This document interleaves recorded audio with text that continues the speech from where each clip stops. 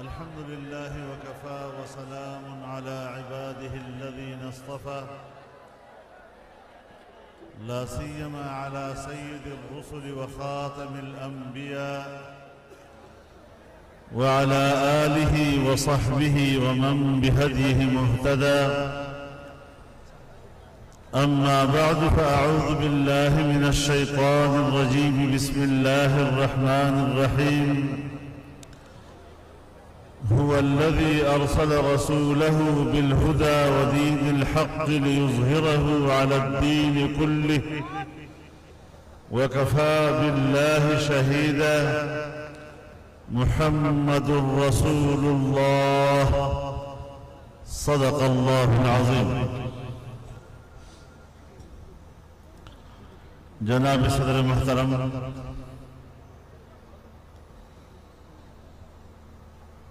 خانواد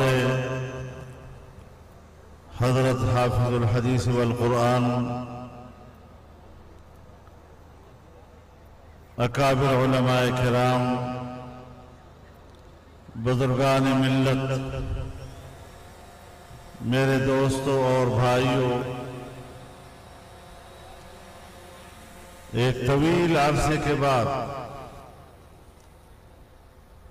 یہاں خانپور میں اس عظیم الشان کانفرنس سے خطاب کرنے کا موقع مل رہا ہے. آپ حضرات کے ساتھ ملاقات کی سعادت حاصل ہو رہی ہے اور یہ اجتماع اس اعتبار سے نہایت ہی مبارک اجتماع ہے کہ ایک تو حضرت الشیخ حضرت درخواستی رحمہ اللہ کی یاد میں منعقد کیا جا رہا ہے، اور پھر جناب رسول اللہ صلی اللہ علیہ وسلم کی ختم نبوت کے عنوان سے اس کا انعقاد ہو رہا ہے. اس عظیم الشان اور انتہائی قابل قدر نسبت سے مجھے امید ہے کہ اللہ تعالی کے نزدیک آپ کا اس اجتماع میں شامل ہونا اللہ کے ہاں قبول ہوگا. میرے محترم دوستو، کیا وجہ ہے کہ وہ پاکستان جو دنیا کے نقشے پر ایک اسلامی ریاست کی صورت میں وجود میں آیا، لیکن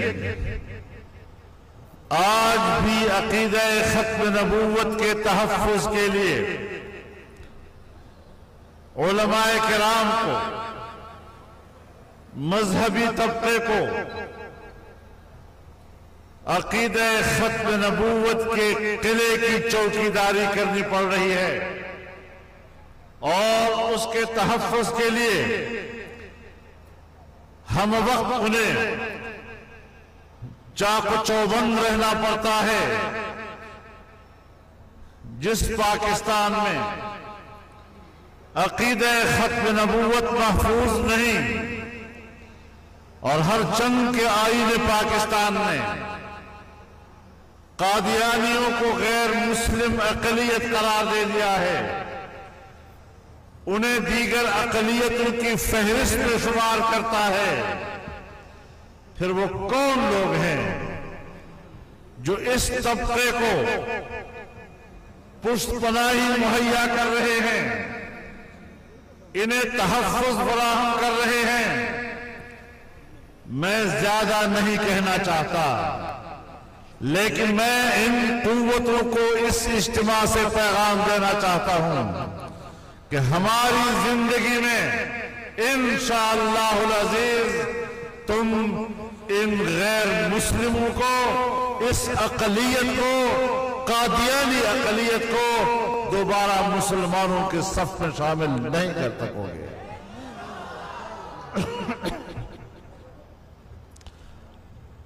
میں سمجھتا ہوں اور سنجیدگی سے اس بات کو لینا چاہیے کہ اگر ہماری اسٹیبلشمنٹ میں، ہماری بیوروکریسی میں، ہماری سیاسی جماعتوں کے اندر اس قسم کی کالی بھیڑیں موجود ہیں تو انہیں نکال باہر کیا جائے تاکہ ہمارے ادارے اس غلاظت سے پاک ہو جائیں۔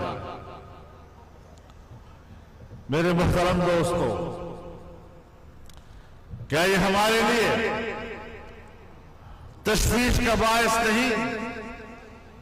کیا یہ عام مسلمان کے لیے اضطراب کا باعث نہیں کہ وہ پاکستان جسے 70 سال پہلے، 74 سال پہلے لا الہ الا اللہ کے نعرے کے ساتھ حاصل کیا گیا تھا، ہم نے 74 سال لا الہ الا اللہ کے مقدس کلمے کے ساتھ مذاق کیا ہے، اور پھر بھی سمجھتے ہیں کہ پاکستان میں یہ پاکستانی کوئی خیر کا دن دیکھ سکیں گے۔ ہمیں 74 سال کے گناہوں پر اللہ سے معافی مانگنے ہوگی۔ ہم نے مسلمانوں کی قربانیوں سے غداری کی ہے، ہم نے اپنی بہنوں اور بیٹیوں جنہوں نے اپنے عزتیں لٹائی اور آج بھی ہزاروں کی تعداد میں ہندوستان کے سکھوں اور ہندوؤں کے گھروں میں وہ سکھ اور ہندو جنم دے رہی ہیں، ان کی قربانیوں کا کیا بنے گا؟ ہم ان کے سامنے قیامت کے روز کیا منہ دکھائیں گے؟ آپ بتائیں کہ جس ملک کو اسلام کے نام پر حاصل کیا گیا، سب سے زیادہ ظلم اس اللہ کے دین کے ساتھ ہو رہا ہے۔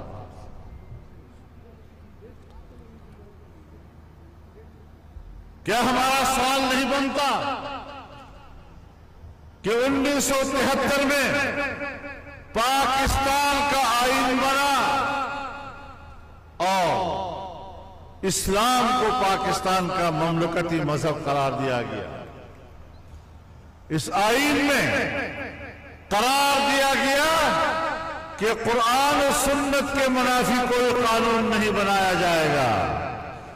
اس آئین میں قرار دیا گیا کہ ہر قانون قرآن و سنت کے تابع ہوگا، لیکن کوئی بتا سکتا ہے کہ سن 1973 سے لے کر آج تک ہماری پارلیمنٹ کی کسی ایوان میں کوئی ایک اسلامی قانون پاس ہوا ہو؟ اور جب 2003 اور 2004 میں صوبہ خیبر پختونخوا کی صوبائی اسمبلی میں MMA کی حکومت میں ایک شرعی قانون پاس کیا گیا تو پھر جج اور جنرل دونوں متحد ہو گئے اور دونوں نے مل کر اس قانون کو آئین سے متصادم قرار دیا۔ کیا ان سے کوئی پوچھنے والا نہیں؟ کیا یہ کسی کو جواب دہ نہیں ہے؟ کیا یہ اللہ کو بھی جواب دہ نہیں؟ کبھی اس گریبان میں جھانک کر دیکھا ہے کہ کیا انہوں نے اللہ کے قانون پر اپنی رائے کو ترجیح نہیں دی ہے؟ لیکن کیا کیا جائے؟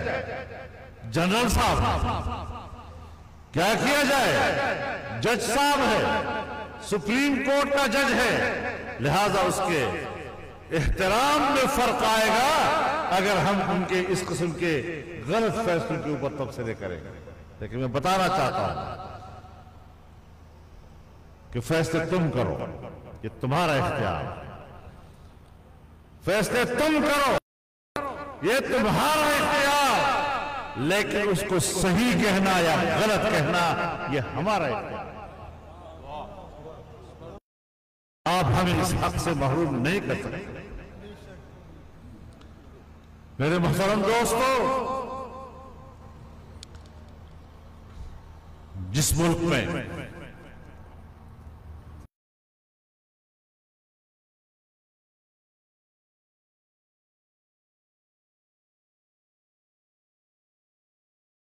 یہی سوچتے ہیں کہ مغرب کو کیسے خوش کرنا ہے۔ ہم نے قادیانی فرقے کو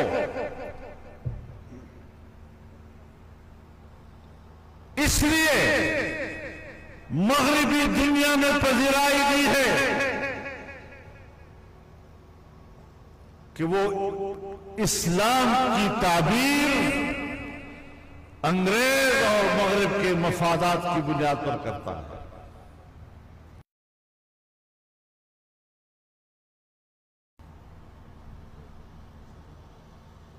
جب ختم نبوت کا انکار آ جائے اور پھر اس نئے فلسفے کے اندر جہاد کا انکار آ جائے، ان دو چیزوں کا انکار دین کا انکار ہے، پھر دین کا مسئلہ ختم ہو جاتا ہے۔ آج ہماری مغربی دنیا ایسے دانشوروں کی تشریحات اور تعبیرات کو قبول کرتی ہے جو ان کی تہذیب کو بالادستی دے، ان کے نظام کو بالادستی دے۔ ہمارے ملک میں بھی ایسے لوگ رہتے ہیں، بظاہر بڑے دانشور، کتاب کی عبارت غلط پڑھتے ہیں، عربی عبارت نہ پڑھ سکنے والے، چونکہ ٹیلی ویژن پر زیادہ آتے ہیں تو پھر وہ اسکالر بن جاتے ہیں اور ایسی تعبیرات کرتے ہیں کہ جو مغرب کے لیے قابل قبول ہو جائے۔ لیکن اللہ رب العزت نے آپ کو اور ہمیں بتا دیا ہے، یا ایھا الذین آمنوا ان تطیعوا الذین کفروا یردوکم علی اعقابکم فتنقلبوا خاسرین۔ اگر تم ان لوگوں کی خواہشات کے پیچھے جاؤ گے، ان کی ترجیحات کو قبول کرو گے، ان کی تہذیب کے پیچھے جاؤ گے، وہ تمہیں پسپائی کی طرف دھکیل دیں گے اور پھر تمہارا انجام سوائے خسارے کے اور کچھ نہیں ہوگا۔ ہم آج اس دور میں زندگی گزار رہے ہیں اور جس کا مظہر اس زمانے میں ہمارے حکمران اور طاقتور طبقہ ہے جو نظام پر مسلط ہے، بظاہر وہ ہمارے حاکم لیکن دنیا کے غلام ہیں وہ لوگ۔ یہ وہی لوگ ہیں جن کے بارے میں جناب رسول اللہ صلی اللہ علیہ وسلم نے فرمایا، لَتَتَّبِعُنَّ سُنَنَ مَنْ قَبْلَكُمْ شِبْرًا بِشِبْرٍ وَذِرَاعًا بِذِرَاعٍ حَتَّى لَوْ دَخَلُوا جُحْرَ ضَبٍّ تَبِعْتُمُوهُ، وفي رواية حتى سلكوا في جحر ضب سلكتموه۔ قالوا يا رسول الله اليهود والنصارى، قال فمن؟ جناب نبی کریم علیہ السلام نے فرمایا، ایک زمانہ آئے گا جب تم قدم قدم بالش پچھلی امتوں کے پیروی کرتے نظر آؤ گے، یہاں تک کہ اگر وہ گوہ کے غار میں گھسنے لگے تو تم وہاں بھی ان کے پیچھے گھسنے لگو۔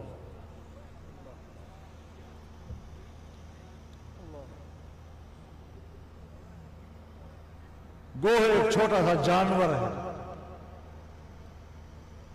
بڑے جانور کو تو ہم دابہ کہتے ہیں، اس کو دوئبہ کہتے ہیں،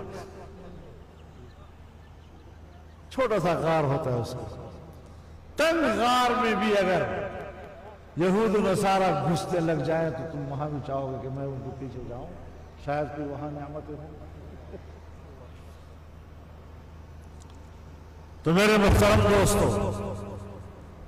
جب اس قسم کے لوگ ہم پر مسلط ہوں گے تو پھر ان کے تسلط کو ختم کرنا قوم کا فریضہ بن جاتا ہے۔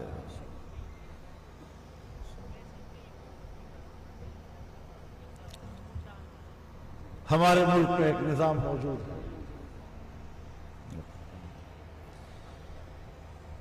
ہمارے ملک میں ایک نظام موجود ہے، ہم اس طے شدہ نظام کے تحت وہ قوت پیدا کرنا چاہتے ہیں۔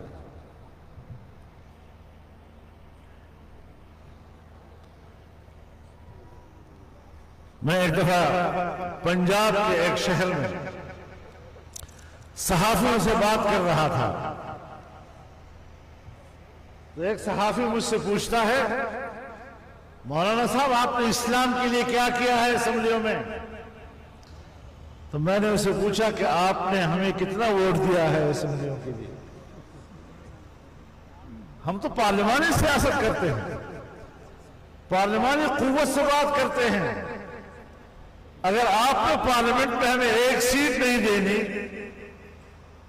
آپ نے جاگیرداروں کو لے جانا ہے، وہاں پر سرمایہ داروں کو لے جانا ہے، رحیم یار خان کے مخدوموں کو آپ نے پارلیمنٹوں میں بھیجنا ہے، کسی عالم دین کی صندوقڑی میں تم نے ایک ووٹ نہیں ڈالنا، اور پھر ہمارا گریبان پکڑتے ہو تو اسلام نے واسطے کیا کیتے؟ یہ تو ہم آپ سے پوچھیں گے، ہم آپ سے پوچھیں گے رحیم یار خان کے مسلمانوں، ہم آپ سے پوچھیں گے خانپور کے مسلمانوں کہ اس محاذ پر آپ نے کوئی اپنا فرض ادا کرنا ہے یا نہیں؟ علماء کا گریبان تب پکڑو اگر علماء کو آپ نے اقتدار کی قوت دی ہے، لیکن اس شعور کو بیدار کرنا ہے، اس احساس کو ہم نے بیدار کرنا ہے۔ اس طرح آرام سے کام نہیں چلے گا۔ جمعیت علماء اسلام میں آپ صوبہ خیبر پختونخوا میں جائیں، وہاں پر خان اور نواب کے روب دبدبے کو علماء کرام نے خاک کو ملا دیا ہے۔ آج خان اور نواب ہمارے پاس آتا ہے کہ مجھے جمعیت کا ایک ٹکٹ چاہیے۔ بلوچستان کا سردار اور وہاں کا نواب وہ بڑا جابر ہے، جمعیت علماء کو دعا دو کہ اس نے بلوچستان کے ان اپنے ضامن وقت کے خداؤں کو زمین بوس کر دیا ہے،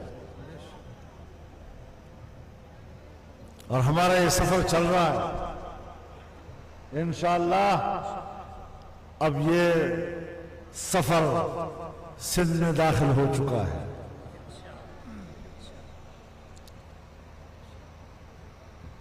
اور سندھ آنے والے مستقبل میں جمعیت علماء کا منتظر ہے۔ لیکن مجھے امید یہ ہے کہ اگر پنجاب میں یہ نظریہ داخل ہوگا تو جنوبی پنجاب سے ہی داخل ہوگا انشاءاللہ۔ ہمت کریں ذرا، جس طرح کے حکمران آج آپ پر مسلط ہیں، ان کے ایجنڈا یہی ہے کہ ناموس رسالت کا قانون ختم کریں۔ ان کا ایجنڈا یہی ہے کہ ختم نبوت کے شک کو آئین سے نکالیں، لیکن اس اجتماع کی وساطت سے میں قوم کو مبارکباد دینا چاہتا ہوں کہ ایسے حکمرانوں کے ان ناپاک عزائم کو ہم نے ناکام بنا دیا ہے، اور انشاءاللہ اب ان میں یہ قوت نہیں ہے کہ ایسی جرأت کر سکے۔ نعرہ تکبیر، زندہ ہے جمعیت، مفتی کی جمعیت، درخواستی کی جمعیت، قائد کی شکل میں جمعیت، قائد جمعیت مولانا فضل الرحمان۔ ان کے ایجنڈے بڑے خطرناک تھے، لیکن الحمدللہ ہم نے ناکام بنایا۔ بھائی کوئی ایجنٹ بھیجو ذرا عقل والا تو ہو، امریکہ صاحب، برطانیہ، یورپ، اپنا ایجنٹ بھیجو، کوئی عقل والا تو بھیجو. نااہل اور نالائق لوگ ہمارے ملک پر حکمران بن جاتے ہیں، اور جتنا نالائق ہوگا ہماری اسٹیبلشمنٹ کہے کہ بس یہ اساڑے کم دے حکدل بننا. اس قسم کی مخلوق ان کو چاہیے. آج ملک کا بیڑا غرق کر دیا. آپ جائیں انڈیا میں، آپ جائیں بنگلہ دیش میں، آپ جائیں انڈونیشیا اور ملائیشیا میں، آپ جائیں چائنا میں، آپ جائیں ایران میں، خلیجی ممالک میں، ان کی سالانہ ترقی کا شرح نمو کیا ہے؟ کتنے فیصد ترقی کرتے ہیں؟ کوئی 6%، کوئی 7%، کوئی 8%. اور جب سے یہ آیا ہے پاکستان کی معیشت کا سالانہ ترقی کا تخمینہ وہ 0 سے بھی نیچے چلا گیا. ملک کی معیشت جمود کا شکار ہے. اور آج پاکستان کی جعلی کابینہ نے اس بات کی منظوری بھی دے دی ہے کہ پاکستان کے اسٹیٹ بینک کو IMF کے ساتھ براہ راست وابستہ کر دیا جائے تاکہ پاکستان کا یہ قومی مالیاتی ادارہ اس کا اپنا اختیار ختم ہو جائے اور کوئی پاکستانی اس کے کردار پر تنقید نہیں کر سکے گا. ہمیں بیرونی مالیاتی اداروں کا غلام بنا دیا گیا.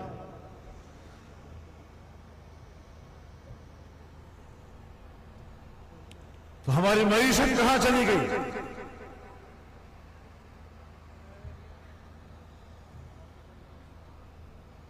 اور مہنگائی نے کیا حشر کر دیا ہے. عام آدمی کو بے بس کر کے رکھ دیا ہے. آج لوگ خودکشیاں کر رہے ہیں.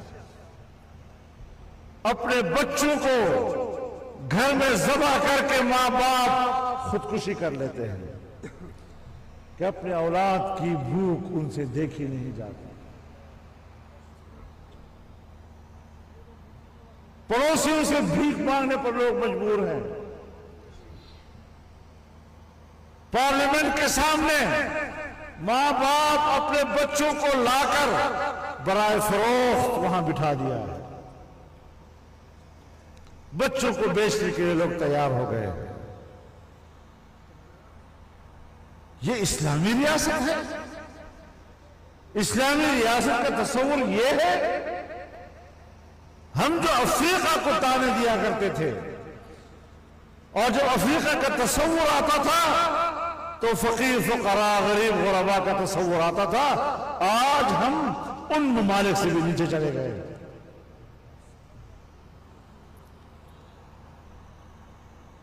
ایسے حکمرانوں کے مقابلے میں اگر ہم نے بے حسی کا مظاہرہ کیا تو پھر پاکستان کی بقا کا سوال پیدا ہو جائے گا.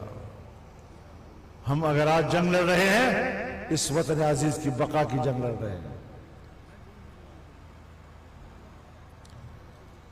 یہ حکمران ملک کے لیے رسک بن چکے ہیں. اور میں تو جب یہ حکومت میں نہیں آیا تھا، نیا سیاست میں آیا تھا، تو میں نے تو اس وقت کہہ دیا تھا کہ عمران خان پاکستان کی سیاست کا غیر ضروری عنصر ہے. میں نے تو اسی وقت کہہ دیا تھا. لیکن آپ لوگ بھی تو مولوی غریب مولوی کی اذان پر کلمہ نہیں پڑھتے.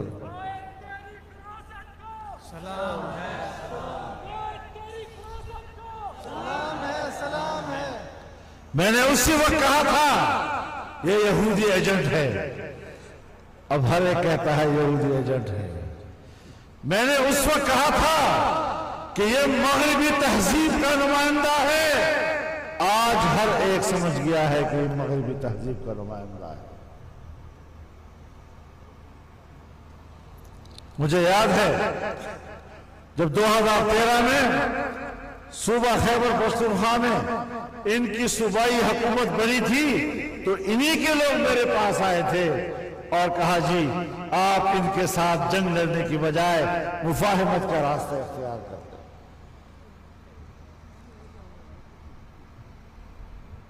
اور پھر میری تصدیق کی انہوں نے کہ آپ ان کو یہودی ایجنٹ کہتے ہیں، آپ اس کو مغربی تہذیب کا نمائندہ کہتے ہیں، ہم 2-3 سالوں سے تمہاری تقریریں نوٹ کر رہے ہیں، آپ بالکل صحیح کہہ رہے ہیں۔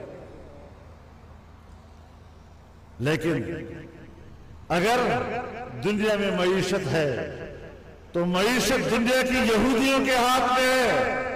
اگر پاکستان کو معاشی ترقی کرنی ہے تو پھر یہودیوں کی مدد کی ہمیں ضرورت ہوگی، اور وہ اسلامی تہذیب کو مدد نہیں دے گا۔ اس لیے ہم نے ان کو سب سے پہلے پاکستان کے اس علاقے پر حکومت دی ہے جہاں پشتون بیلٹ ہے، اور پشتون بیلٹ میں مذہب کی جڑیں گہری ہوتی ہیں، اور مذہب کی ان گہری جڑوں کو اکھاڑنے کے لیے عمران خان سے زیادہ مناسب آدمی ہمارے پاس اور نہیں تھا۔ یہ سب چیزیں میرے سامنے گزری ہیں، میں آپ کو آنکھوں دیکھا حال سناتا ہوں، غیبانہ کوئی چیز نہیں ہے۔ لیکن پھر اس کو مرکز میں دھاندلی کے ذریعے لایا گیا۔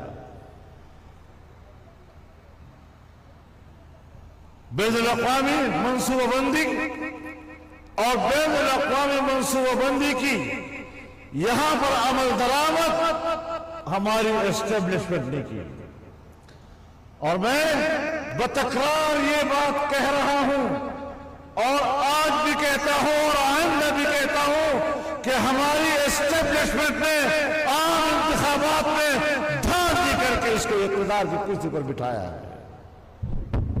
للکار ہے، للکار ہے، یہ حرکتیں بند کر دی جائیں۔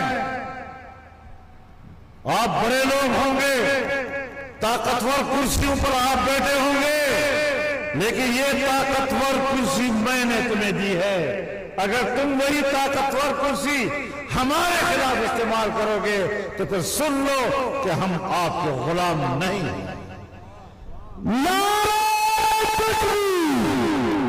یہ ملک بنا تھا اسلامی، یہ ملک بنا تھا، یہ ملک رہے گا۔ تو میرے محترم دوستو، ناجائز حکمرانی، دھاندلی کی بنیاد پر حکمرانی، میں آپ کو بتا دوں کچھ پارٹیاں ہیں کہ جو بعد میں ان کی حکومت میں شامل ہوئی، لیکن الیکشن کے بعد ہمارے پہلے اجلاس میں ہمارے ساتھ وہ بھی بیٹھی تھی اور ان کا بھی اس پہ اتفاق تھا کہ یہ دھاندلی سے آیا ہے۔ اس پر کوئی دو رائے نہیں ہے۔ ہم ناجائز حکمرانی کو تسلیم نہیں کرتے۔ تم لاکھ کہو کہ یہ ہمارا حکمران ہے، میں نہیں مانتا کہ یہ ہمارا حکمران ہے۔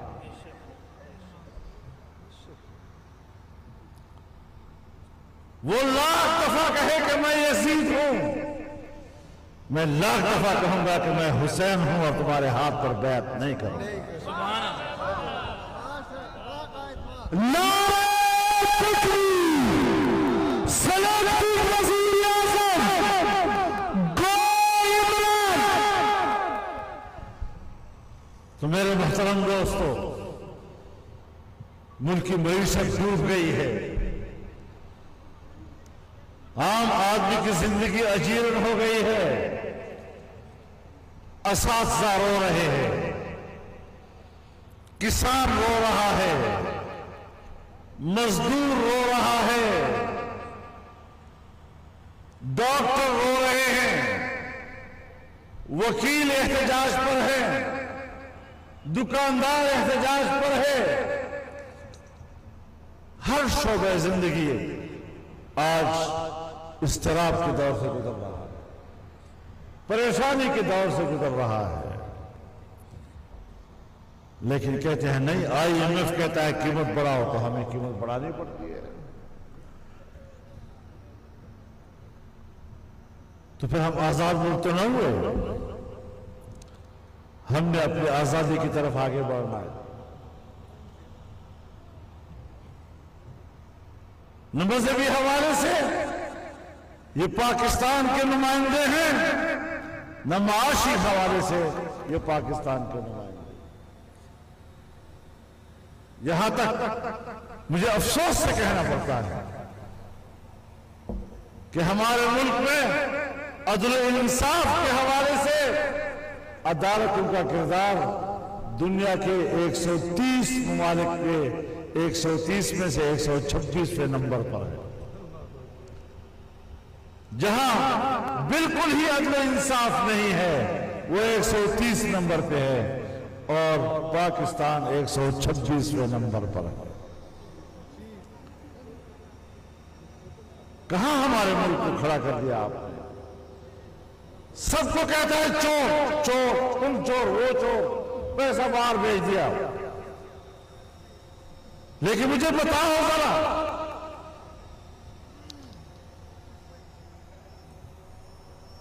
کہ تمہاری بہن کے پاس جو کہتی ہے کہ میں سلائی مشین چلا کر روزی کماتی ہوں، اس کے پاس اربوں کا بینک بیلنس کہاں سے آ گیا ہے؟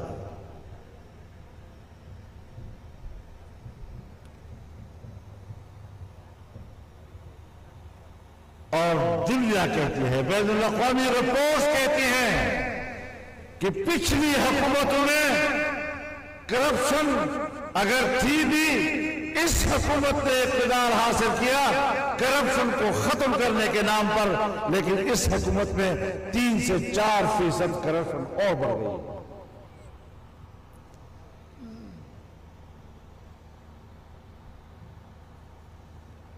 چوری کا گڑھ بھی تم، کرپشن کا گڑھ بھی تم، معیشت کی ہلاکت بھی تمہاری وجہ سے، عدالتیں بھی آپ کی حکومت میں متاثر۔ وجہ کیا ہے؟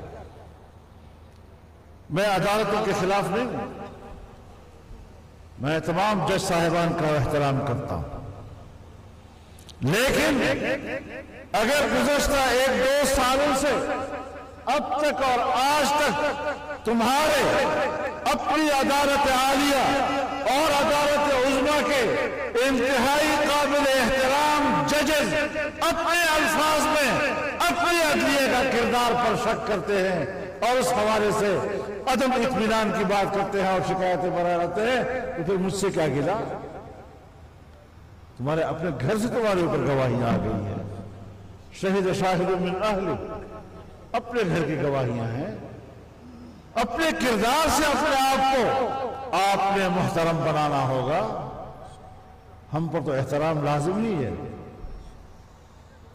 لیکن یہ سارا آوے کا آوا بگڑ چکا ہے۔ اب میرے نزدیک یہ مسئلہ نہیں ہے کہ یہ ناکام ہو چکا ہے، ملک کو تباہ کر چکا ہے، بیڑا غرق کر دیا ہے۔ میرے نزدیک مسئلہ یہ ہے کہ اگلی حکومت اس حالت ملک کو اٹھائے گی کیسے؟ چیلنج یہ ہے۔ تو اس حوالے سے قوم نے کردار ادا کرنا ہے، عوام نے کردار ادا کرنا ہے۔ ہماری سیاسی قوت عوام ہے، ہماری سیاسی قوت اسلحہ نہیں ہے،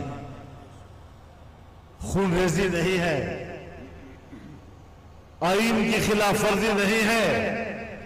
آئین کے دائرے میں ہم قوم میں شعور بیدار کرنا چاہتے ہیں۔ کوئی خفا ہوتا ہے تو لاکھ دفعہ خفا ہو، یہ ہمارا حق ہے کہ ہم ملک کو تباہی سے بچائیں، اس ملک کو ہلاکت سے بچائیں، اس ملک کی بقا و استحکام کے لیے ہر قربانی دینے کے لیے میدان میں اتر آئیں۔ انشاءاللہ العزیز آنے والے وقت میں اقدامات ہوں گے اور مجھے امید ہے کہ قوم اس میں شانہ بشانہ ہمارے ساتھ شریک ہوگی. ٹھیک ہے بھائی؟ اپنے اندر ذرا بیداری پیدا کرو.